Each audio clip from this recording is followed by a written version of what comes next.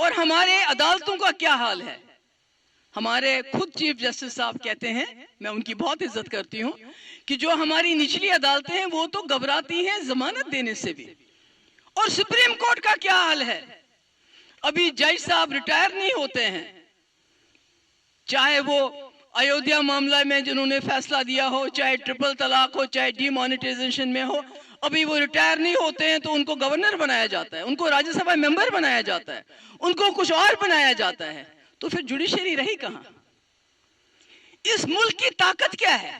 Judiciary, democracy, media. اور media کو تو میں بولنا ہی نہیں چاہتی ہوں، میڈیا کا کیا بولوں میں؟ وہ تو صبح شام دن رات کچھ داڑھی والوں کو بلاتے ہیں، کچھ ٹکے والوں کو بلاتے ہیں اور آپس میں لڑاتے ہیں۔ اور میں نے کئی بار اپنے لوگوں سے بولا ہے کہ کچھ چینلز ہیں وہاں پر آپ کو نہیں جانا چاہیے، کیونکہ وہاں آپ کی بات سننے کے لیے نہیں بلایا جاتا، آپ کو وہاں آپ کو استعمال کیا جاتا ہے، وہاں نہیں جانا چاہیے آپ لوگوں کو۔ ان کی چینلز پچھلے 1 سال سے میرے پیچھے پڑی ہے، ہمیں انٹرویو دے، میں نہیں جاتی ہوں وہاں پر، اور آپ لوگوں کو بھی ان چینلز پہ نہیں جانا چاہیے، پورا بائیک آؤٹ کرنا چاہیے۔ وہ بولتی رہے جو بولتے ہیں، کیونکہ یہ چینلز اب ان لوگوں کے ہاتھ میں نہیں ہے، یہ جو آپ کے سامنے کھڑے ہیں، یہ 2 لوگوں کے ہاتھ میں، جو ہم دو ہمارے دو ان کے ہاتھ میں ہے، جو ان کو وہاں سے شام کو ملتا ہے لیسن، آپ کو کیا چلانا ہے، یہ وہی لیسن چلاتے ہیں اور کچھ نہیں چلاتے ہیں۔ آپ نے یہاں پینشن کی بات کی، پینشن بند کر دیا لوگوں کا، جو پہلے امپلائیز کو پینشن اور دوسرا جو پینشن ملتا ہے اس کے لیے آپ کو وہاں دھکے کھانے پڑتے ہیں، کئی لوگوں کا ہارٹ فیلئر ہو گیا، تو اس وقت کیا بی جے پی والے کہتے ہیں یہ ہندو ہے، اس کو لائن میں نہیں کھڑا کرنا ہے، ساری مسلمان کو کرنا ہے۔ جو بھی بی جے پی کی پالیسی ہے یہ بی جے پی کے لیے صحیح ہے، باقی تمام لوگوں کے لیے غلط ہے۔ اگر آپ کو یہ بات آج بھی سمجھ نہیں آئے گی جموں والوں، تو آپ کو کبھی سمجھ نہیں آئے گی یہ بات۔ ان کا ایمان، ان کا دین صرف پاور میں آنا ہے۔ مجھے یہ بتائیے جو باہر کے ملک ہیں، جو مسلم ممالک ہیں، کیا وہ مسلمان نہیں ہیں؟ پر ان کے تلوے کیوں چاٹتے ہیں؟ اگر یہ مسلمان کو ساتھ ان کو اتنی نفرت ہے تو مجھے بتائیے ان کے تلوے کیوں چاٹتے ہیں یہ لوگ؟ ابھی اڈانی کو بچانے کے لیے بھی وہیں سے لایا انہوں نے، یو اے ای سے یا کہاں سے لایا مجھے اس کو دھیان نہیں آ رہا ہے، اسی نے انویسٹ کیا۔ تو یہ مسلمان ہندو کی لڑائی نہیں ہے جو آپ لوگوں کو کہا جاتا ہے۔ کسی مسلمان کا گھر توڑ کے یہ آپ کو خوش کرنے کی کوشش کریں گے، یہ کوئی خوشی کی بات نہیں ہے۔ گھر ٹوٹتا ہے تو دل ٹوٹتے ہیں۔ اور کسی بھی سرکار کو یہ کہتے ہیں ہم جی زمینیں لیں گے، اس کے بعد ہسپتال بنائیں گے، پارکس بنائیں گے۔ مجھے یہ بتائیے جموں کے ہسپتالوں کا کیا حال ہے؟ کیا وہاں سب کچھ ٹھیک ٹھاک ہے؟ کیا وہاں انفراسٹرکچر ہے؟ کیا وہاں ڈاکٹر ہے؟ کیا وہاں دوائیاں تمام ملتی ہیں؟ جو ان کے پاس ہے اس کو تو ٹھیک نہیں کر رہے ہیں، جو نہیں ہے تو گھر توڑ کے ہسپتال بناتا ہے کیا کوئی؟ آج تک سنا ہے آپ نے؟ آج تک سنا ہے کہ گھر توڑ کے پارک بنائیں گے؟ وہ بھی غریبوں کی، آج کہتے ہیں امیر اور غریب۔ ارے امیر جو بھی تھے، جو بھی لینڈ گریبرز تھے، وہ تو سب آپ کے ساتھ چلے گئے۔ میری پارٹی میں بھی اگر کوئی ایسا تھا، ایسا ویسا، وہ تو سب آپ کے ساتھ چھپے ہوئے ہیں آپ کے پیچھے اس وقت۔ ان کو تو یہی ڈر دکھایا آپ نے، فائلیں تو ان کو یہی دکھا دی کہ بھئی آپ کے لیے یہ چیزیں ہیں، اگر چلو گے نکلو گے پی ڈی پی سے تو اچھا ہے، اگر نہیں نکلو گے تو تمہارے کیس کرتے ہیں۔ وہ تو سب آپ کے ساتھ ہے، آپ کی بغل میں بیٹھے ہوئے ہیں۔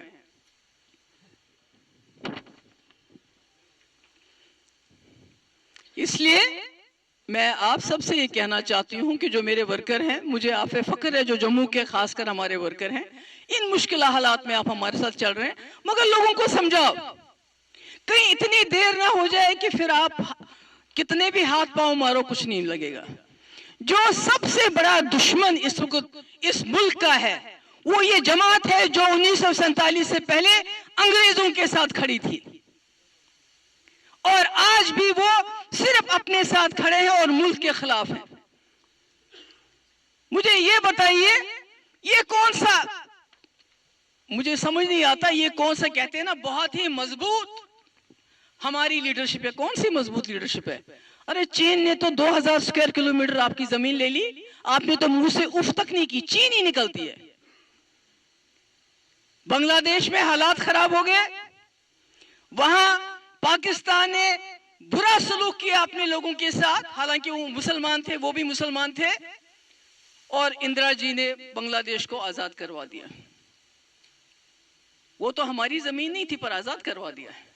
یہاں تو چائنا ہمارے لداخ میں آ کے بیٹھ گیا. آپ کے منہ سے تو چین ہی نکلتی، اور جو پارلیمنٹ میں اس کے بارے میں بات کرنا چاہتا ہے اس کو مائک بند کر دیتے ہو. جو بات کرتا ہے، یہ کون سی جمہوریت ہے؟ کوئی بات کرتا ہے تو اس کو کہتے ہو کہ بھئی اس کو ایکسپنج کرو، اس کو ریکارڈ سے نکال دو. یہ کون سی بہادری ہے؟ جو کہتے ہیں بہادر ہے ہمارے لیڈر، یہ کون سی بہادری ہے کہ آپ ایک راہل گاندھی کی بات سے ڈر کے اس کو ایکسپنج کرواتے ہو، اس کو ریکارڈ سے نکالتے ہو؟ یہ کون سا سمراٹ ہے؟ مجھے بتائیے. ہم نے تو بڑے ہندو سمراٹ سنے ہیں، ہم نے تو بڑے بڑے پرتھوی راج چوہان اور بھی بڑے بڑے جو ہیں، کتنوں کا میں نام لوں، وہ تو سمراٹ تھے.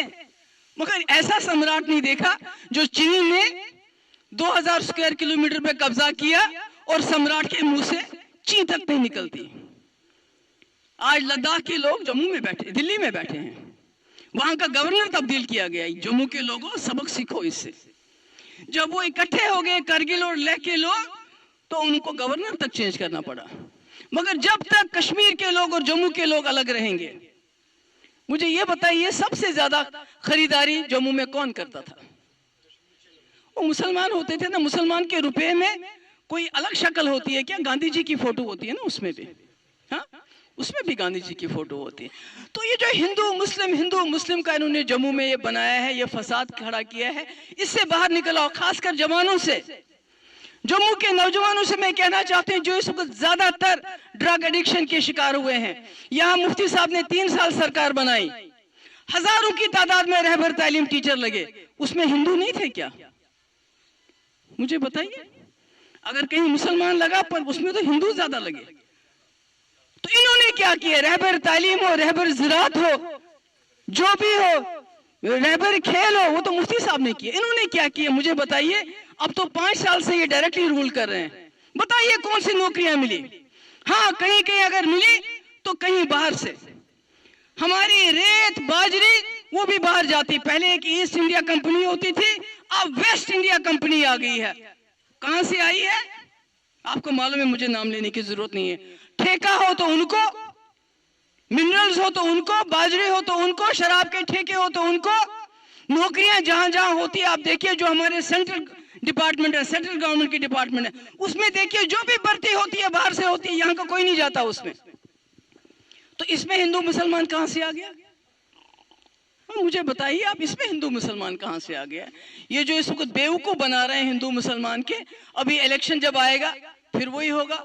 ڈوگرو مسلمان تم کو مار دیں گے ہم مسلمانوں کا. بھئی آج تو پرائم منسٹر بھی ہندو ہے، آج تو پریزیڈنٹ بھی ہندو ہے، تو پھر بھی ہندو خطرے میں ہے. پھر کیا کرو گے؟ جب کوئی دشمن نہیں ملتا ہے تو مغلوں کی بات کرتے ہیں. اب مجھے بتاؤ، مغلوں کے تو مسلمان تو ان کا ذکر نہیں کرتے ہیں جتنا یہ لوگ ذکر کرتے ہیں جیسے انہی کی اولاد ہیں. ہے نا؟ مطلب باپ دادا کا کون ذکر کرتا ہے زیادہ؟ جو اولاد ہوتی ہے. باقی تو نہیں کرتے ہیں نا. یہ تو اتنا ذکر مغل مغل مغل، پھر یہ کیا پھر وہ کیا، لگتا ہے یہ انہی کی اولاد ہے.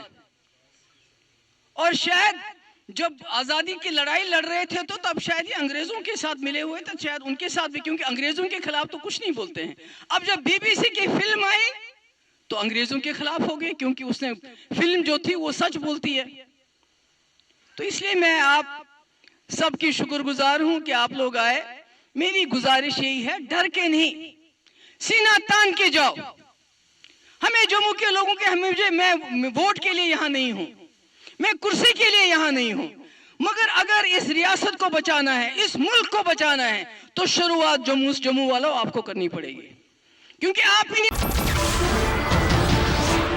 نمسکار، میں ہوں مانک گپتا. اگر آپ کو ہمارا یہ ویڈیو پسند آیا ہو تو اسے لائک اور شیئر ضرور کریں، اور ہاں، ہمیں سبسکرائب اور فالو کرنا نہ بھولیں تاکہ آپ دیش اور دنیا کی کوئی خبر مس نہ کریں. تو جڑے رہیے ہمارے ساتھ اور دیکھتے رہیے نیوز 24.